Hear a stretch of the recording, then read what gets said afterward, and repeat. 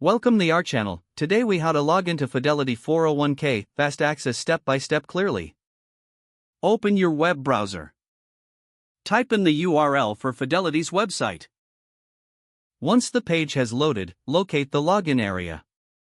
This is typically found at the top right of the page. Click on the Login button. A drop-down menu will appear. Select Fidelity accounts from the options. You will be redirected to the login page. Enter your username in the first field. Next, input your password in the second field. Double-check that your information is correct. If you have forgotten your username or password, there are links available for assistance.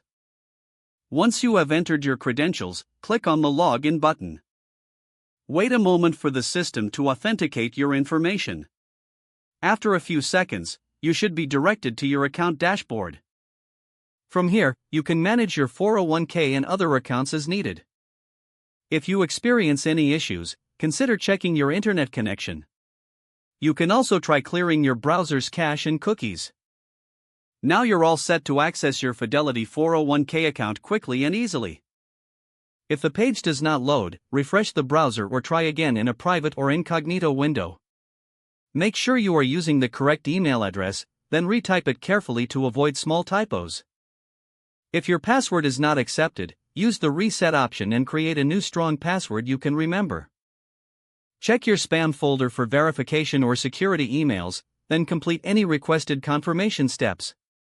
Enable two-factor authentication if available to improve account security and reduce unauthorized access risk. After signing in, review your profile details so your contact information and settings are accurate and current.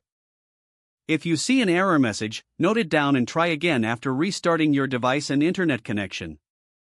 Log out when you finish, especially on shared devices, to keep your account and payment information secure. If the page does not load, refresh the browser or try again in a private or incognito window. Don't forget to like this video and subscribe to our channel for more step-by-step tech guides.